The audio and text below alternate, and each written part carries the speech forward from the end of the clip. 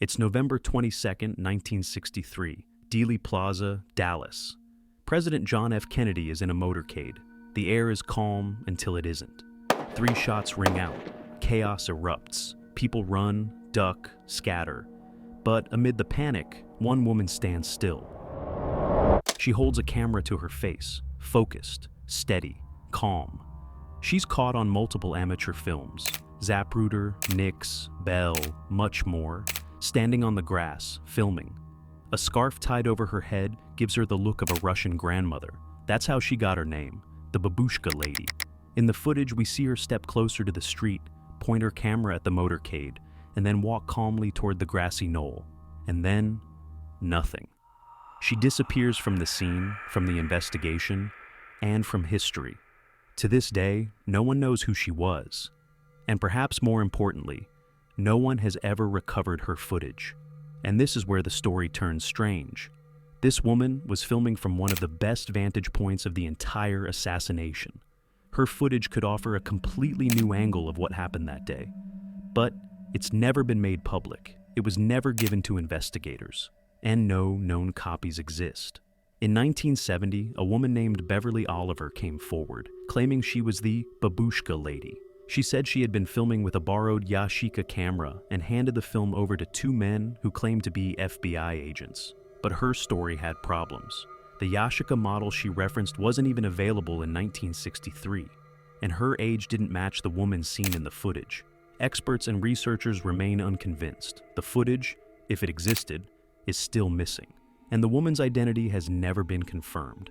In a case already full of unanswered questions and suspicious gaps, the Babushka Lady stands out for one reason. She was there. She was filming. And whatever was on that film, we've never seen it. That makes her one of the strangest loose threads in the entire Kennedy assassination story. A figure who saw everything, captured everything, and vanished without a trace.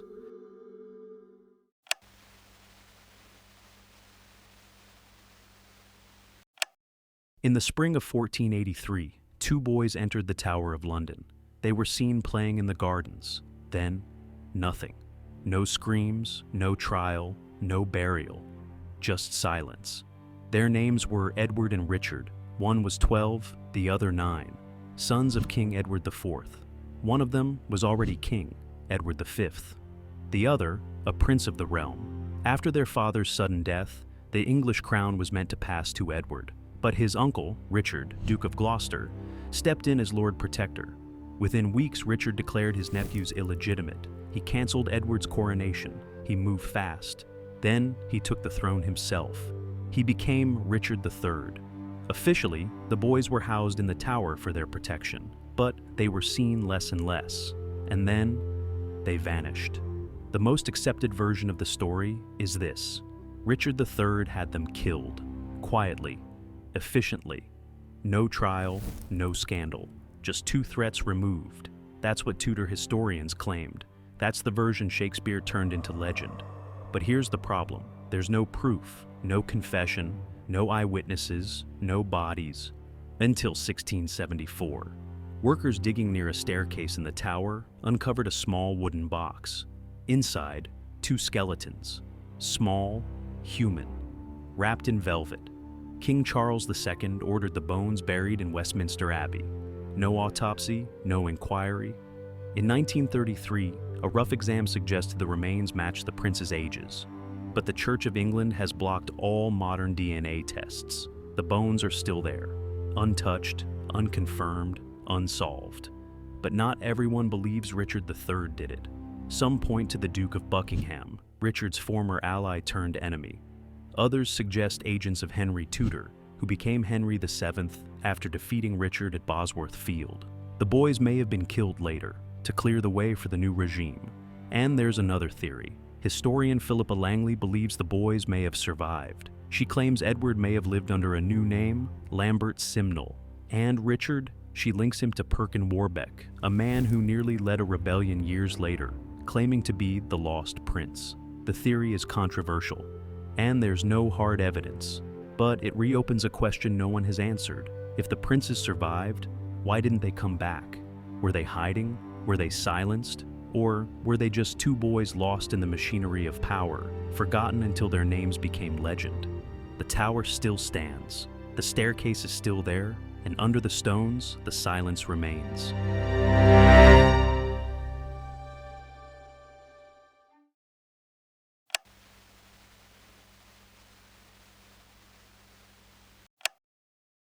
It stood on Route 16 for almost 40 years. A massive billboard, weathered by rain and sun. 5 smiling faces stared back at every driver who passed. And beneath them, a question in bold letters. What was their fate? Kidnapped? Murdered? Or are they still alive? This wasn't an advertisement. It was a message from a family that refused to give up. It was Christmas Eve, 1945, in the small town of Fayetteville, West Virginia. The Sauter family, George, Jenny, and their 9 children, had just celebrated the holiday. Later that night, a fire broke out in their home. George and Jenny escaped with 4 of the children, but 5 were missing: Maurice, Martha, Louis, Jenny, and Betty. By the time firefighters arrived, 7 hours later, the house had been reduced to ashes, but something didn't add up. No bones, no remains, nothing that would indicate 5 children had died in the blaze. Authorities ruled it an accident. They said the children had perished in the fire, but George and Jenny never accepted that. They believed their children had been taken. Jenny ran her own experiments. She burned chicken bones, pork bones, even a beef joint. Every time, there were remains, bone fragments. But the fire at their house, they were told, had completely destroyed 5 human bodies, without a trace. Other things were strange too. The Sauter's ladder, usually stored beside the house, was missing that night. It was later found in a ditch far from the property. The phone line had been cut, not burned, and a man had recently told George that if he didn't stop criticizing Mussolini, his house would go up in flames and his children would pay the price. Then came the sightings. A woman claimed to have seen the children the next morning at a local diner. A hotel clerk in South Carolina said she saw them a week later with adults who spoke Italian. Over the years, rumors trickled in, always vague, always unconfirmed. The family refused to give up. And then, something happened on 1968. In 1968, a photograph arrived by mail. It showed a man who looked like an older version of Louis Sauter. On the back was a cryptic note. Louis Sauter, I love brother Frankie, Lil boys, a 90132. The Sauters hired a private investigator to track down the source. He disappeared without a trace. Even the official investigation had odd moments. At one point, a local official claimed to have found a human liver in the ashes, but it was never burned. It was raw, freshly buried in the rubble. Some believed it was planted to bring closure to a case that had none. The Sauters never gave up. They erected a large billboard along Route 16, displaying the children's photos and the question that haunted them. What was their fate? Kidnapped? Murdered? The sign stayed up for nearly 40 years. To this day, no modern forensic analysis has been done on the remains found at the scene. There's no DNA, no official death certificates, and no conclusive proof that the 5 children died in that fire. One of the surviving children, Sylvia Sauter, was just 2 years old that night. She spent the rest of her life searching for answers. Her family continues that search today. The case remains open in the minds of many because the question still stands. How does a fire destroy a home, but leave no trace of 5 human bodies? And if they didn't die in the fire, then where did they go?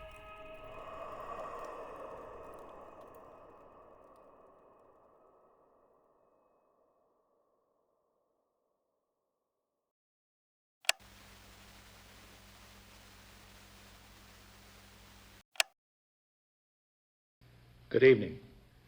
I have asked for this time tonight in order to announce my answer to the House Judiciary Committee subpoena for additional Watergate tapes. June 20th, 1972. 3 days after the break-in at the Watergate complex, President Nixon is in the Oval Office with his Chief of Staff, H.R. Haldeman. The White House taping system is running. What should have been a routine meeting, it wasn't. The recording from that day is nearly complete, except for one thing. 18.5 minutes are missing. The tape begins normally. Conversations are audible, then static. A sudden hiss, then nothing. Just silence. When the audio resumes, the moment is gone. Whatever was said during that stretch is gone for good. The gap wasn't discovered until investigators started combing through Nixon's secret tapes months later. And that gap, it happened during one of the most critical conversations of his presidency, right after the Watergate break-in, when the administration was scrambling to manage the fallout. When questioned, Nixon's longtime secretary Rosemary Woods claimed she had accidentally erased it. She said she was transcribing the tape, took a phone call, and somehow pressed the wrong pedal on her dictation machine for 18 full minutes. The explanation was so improbable it became a punchline, literally known as the Rosemary stretch. But then the experts were brought in, audio engineers, forensic analysts. They examined the tape and came to a different conclusion. The erasure hadn't been one continuous segment. It happened in at least 5 separate intervals, with manual stops, starts, rewinds, and overdubs. Someone had deliberately scrubbed the recording, bit by bit, which raises the obvious question, what was on it? We don't know. There's no transcript, no backup, no witness testimony. Just that sudden, unnatural silence, right before Nixon began orchestrating what would become one of the most infamous political cover-ups in U.S. history. The missing audio quickly became more than just a technical error. It was a metaphor, a void in the record, exactly where the truth should have been. Congress demanded the tape. The courts got involved. The media latched onto it. And the American public, they saw it as proof, not of guilt, but of intent. In 1974, Nixon resigned. But the tape itself, it was never recovered. The original reel still exists, locked in the National Archives. Those 18 minutes have been tested, digitized, and reanalyzed countless times. No modern technology has been able to retrieve what was lost. Maybe we never will. Or maybe that was the point.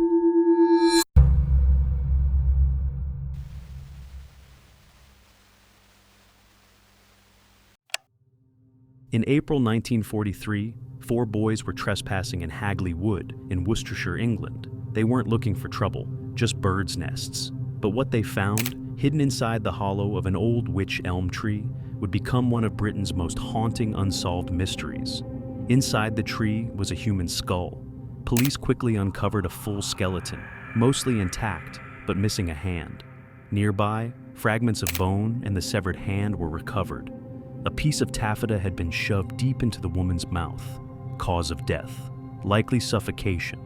Estimated time of death, around 1941. She was between 30 and 35 years old, and she had been stuffed into the tree trunk head first. There were no missing persons reports that matched her description. No ID, no clothing, and no answers. Then the graffiti appeared. 1 year after the discovery in nearby Birmingham, someone painted a question on a wall. Who put Bella in the wych elm? The message reappeared again and again over the years. Always the same question, always anonymous. It gave the unknown woman a name, Bella. Theories emerged. One claimed she was the victim of an occult ritual. In European folklore, the severed hand of glory, a dried hand used by thieves and witches, could render people unconscious or paralyze entire households. The missing hand, combined with the war-era setting and local superstitions, made the idea plausible to some, especially after another ritual-like killing happened nearby 2 years later. Others believed Bella was a spy. In the 1950s, a theory surfaced linking her to a Dutch woman named Clarabella Dronkers, allegedly connected to a Nazi spy ring operating in the Midlands during the war. If she had been caught, interrogated, or silenced, the tree might have been her final prison, but no official records ever confirmed that connection. Then there's the theory that Bella was a prostitute or a woman caught in a drunken fight. Maybe killed by accident, maybe not. Some speculated that she was stuffed into the tree alive, left to die of exposure. But the gag in her mouth suggests something more intentional, more sinister. The physical evidence that could have brought clarity, lost. The skeleton disappeared. So did the original autopsy report. Modern forensic tools, DNA, isotope testing, were never applied. There's nothing left to test. And yet, the question keeps coming back. Who put Bella in the witch elm? Graffiti bearing those exact words still appears near Hagley to this day. Sometimes scrubbed off, sometimes repainted. No one knows who's writing it, or why. Only that someone out there still remembers, still wants us to look, and still refuses to let Bella be buried. Not in that tree, and not in history.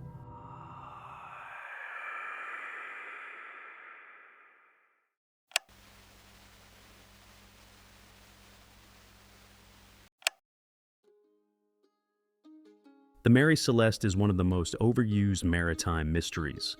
Ask anyone, and you'll get the same answer. A ghost ship found drifting in the Atlantic in 1872, fully intact but abandoned, with no sign of struggle and no one left on board. That part is true, but it's only the beginning. The ship left New York in late November, bound for Genoa. Captain Benjamin Briggs was at the helm, sailing with his wife, their 2-year-old daughter, and a crew of 7. They were transporting over 1,700 barrels of denatured alcohol, not for drinking, but industrial use.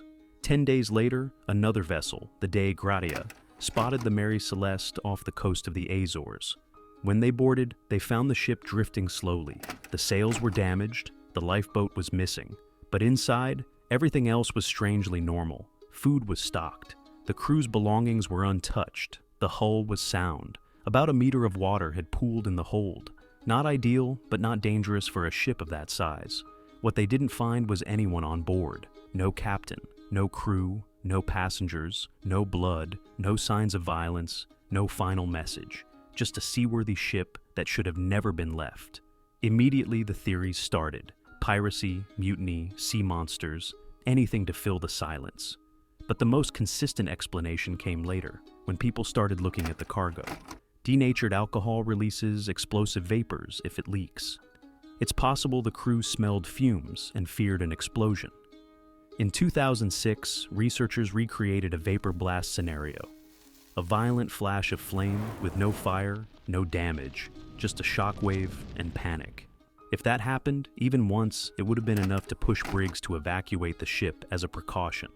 It's also possible that the crew misjudged the amount of water in the hold. An improvised sounding rod was found on deck, suggesting they were monitoring it. Add to that a broken chronometer, or misreading their position, and Briggs may have thought they were drifting toward reefs near Santa Maria.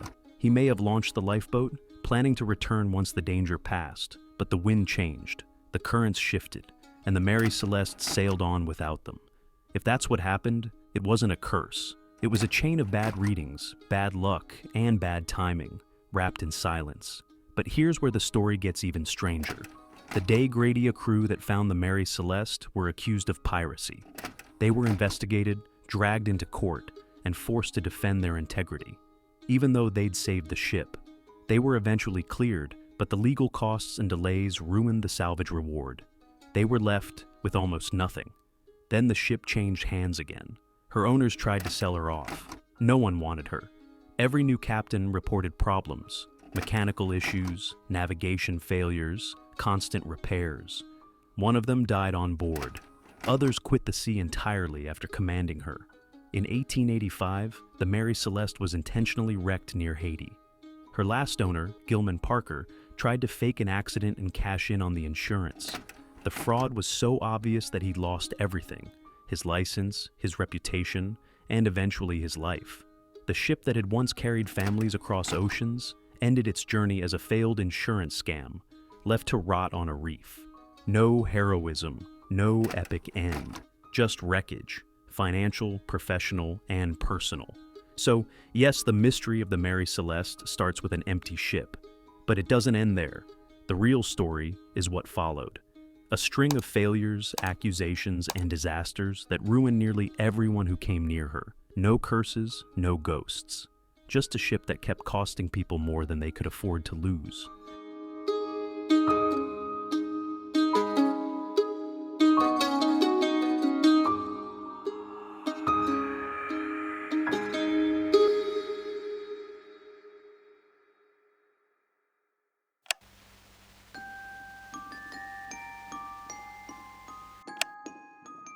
"Monsieur, I beg your pardon. I did not do it on purpose." That was the last thing Marie Antoinette ever said, quietly to the executioner after she stepped on his foot. A small human detail at the very end of a massive political collapse. She was executed in October 1793. Her husband, Louis XVI, had died 9 months earlier. Both were buried quickly without ceremony in unmarked graves in the Madeleine Cemetery. Their bodies were dumped in pits, then covered in quicklime. This wasn't just burial, it was erasure. Fast forward 22 years. It's 1815. The monarchy is back. Louis XVIII is on the throne, and one of his first acts is to bring his brother and Marie Antoinette home, to Saint-Denis, the traditional resting place of French royalty. But there's a problem. No one knows where the bodies are. There are no official records, no burial charts. Just one man who claims to remember, the cemetery worker who dug the graves in 1793. His name was Pierre de Clouzot, and thanks to his memory alone, 2 sets of bones were recovered. One male, headless. One female, smaller in frame. A few objects were found: a garter, some buttons, a clump of hair. That was enough. Without forensic testing, without DNA, the bodies were declared royal and buried with full honors at Saint-Denis, and no one ever checked again. It's one of the quietest unresolved mysteries in French history. Why were no tests ever done? Why has no one opened the tombs? There were signs the identification might be wrong. The quicklime should have destroyed clothing and hair. The king's signet ring was missing. The memory of one gravedigger became the foundation for an entire national ritual. But in France, sometimes appearance is more important than proof. Reburying the monarchy wasn't about facts. It was about restoring a narrative, and narratives don't require DNA. So, today the stone coffins lie in Saint-Denis. The names are carved, the story is accepted, and Louis XVI's last words, spoken on the scaffold, now seem aimed at more than just his executioners. "I die innocent of all the crimes laid to my charge. I pardon those who have occasioned my death."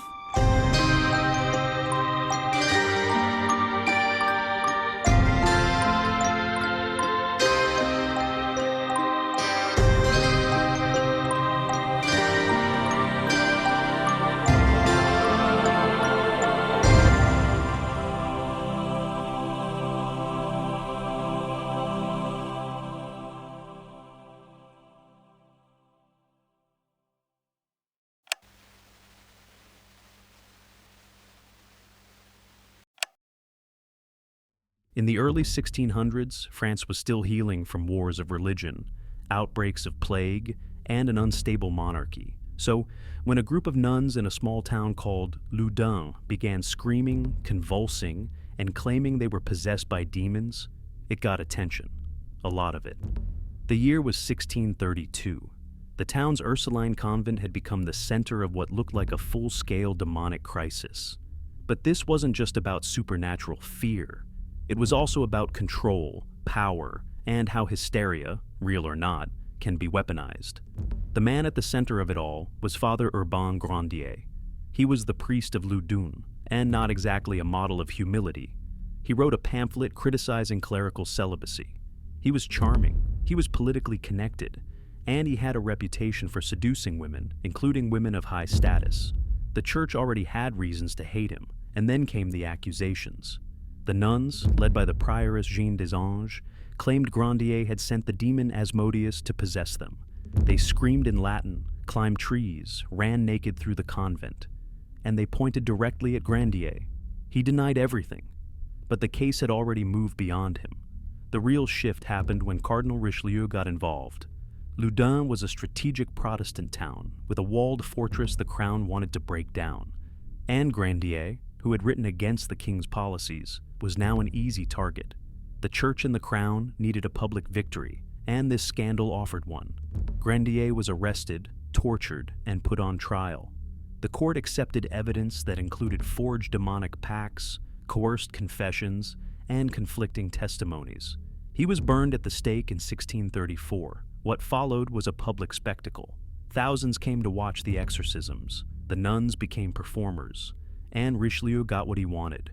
Grandier was dead, the city's walls were torn down, and royal power expanded. But not everyone believed it. Some historians describe it as a classic case of mass psychosis, fed by isolation, sexual repression, and trauma. Others say it was part political theater, part personal vendetta. Jeanne des-Anges herself later admitted to faking some of her symptoms. She wrote memoirs, she became famous. And that's what makes Ludun so strange. It's not just a case of superstition, it's a case where the supernatural was staged, where a moral panic became a political tool, and where possession wasn't just about demons. It was about who controlled the story.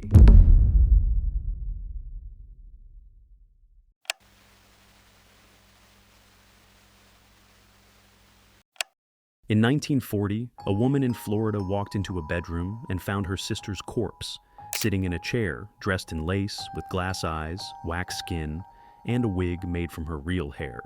It had been there for 7 years. Next to it was a man, Carl Tanler, and he claimed to be in love. This story is real. It begins in 1930 at a hospital in Key West, where Tanler, then in his 50s, was working as a radiology technician. That's where he met 𝐬𝐮𝐬𝐫𝐞, a 21-year-old patient with advanced tuberculosis. Tanler was convinced she was the woman from his childhood visions, a dark-haired beauty promised to him by his ancestor, a countess from the 18th century. He tried everything to save her: homemade potions, medical experiments, even electrical treatments. She died a year later, but Tanler wasn't finished. In 1933, he went to the cemetery at night, removed Elena's body from her tomb, and took it home. For the next 7 years, he lived with it, repairing, preserving, and modifying the corpse.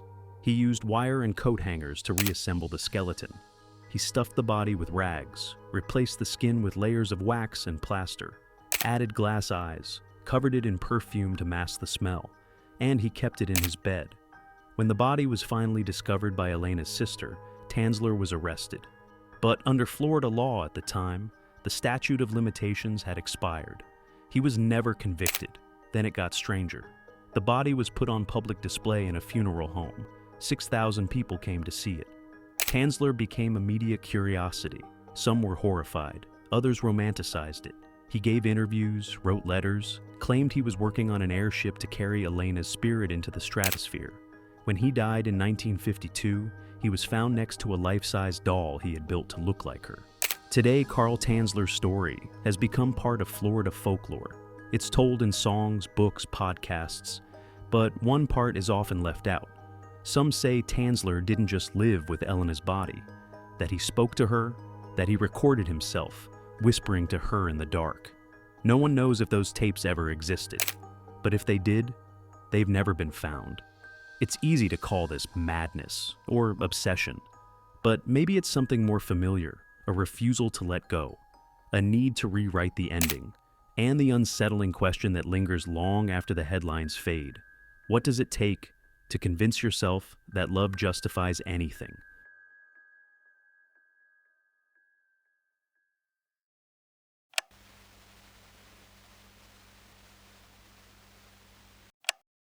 There are medical mysteries, and then there's Tanler.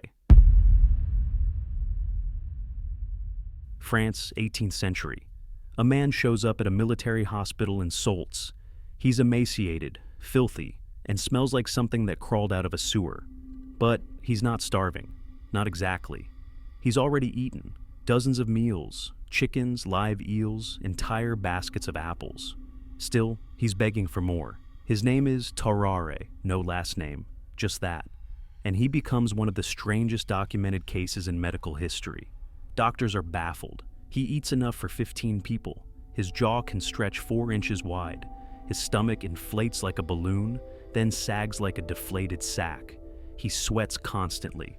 And the smell, one physician described it as putrid to the point of suffocation. They run tests, vinegar, laudanum, even massive doses of tobacco. Nothing slows his hunger. He steals scraps from garbage heaps, fights dogs for rotting meat. And when he's admitted to the hospital, he starts raiding the morgue. That's when the military gets involved. The French army, at war with Prussia, sees potential. They make him swallow a wooden capsule containing a secret message. The plan is simple: cross enemy lines, recover the capsule, decode the message. Tanler agrees. He's sent out. He's captured almost immediately. He breaks under torture. The Prussians recover the capsule, just as planned, from his excrement. It works, technically, but it's a failure. He's beaten, humiliated, and eventually dumped back over the border. And then things get darker. He returns to hospital care. He's watched more closely now. His behavior gets more desperate. One night, a 14-month-old child vanishes from the ward. Gone, no trace, and all eyes turn to Tari. There's no proof, no blood, no body, just a missing child and a man with a reputation for eating the unthinkable. He's expelled, permanently, and that's the last anyone wants to deal with him. He dies a few years later. Tuberculosis, age 26. His autopsy reveals massive ulcers, an oversized liver and stomach, and rotting tissue throughout his body, but no answers. No explanation for how a man could eat like this and still waste away. So, what was 𝐟𝐸? Some scientists think he suffered from extreme hyperthyroidism. Others suggest a damaged amygdala, part of the brain that controls appetite. But no theory explains everything. Not his appetite, not his behavior, not his complete physiological breakdown, and definitely not the missing child.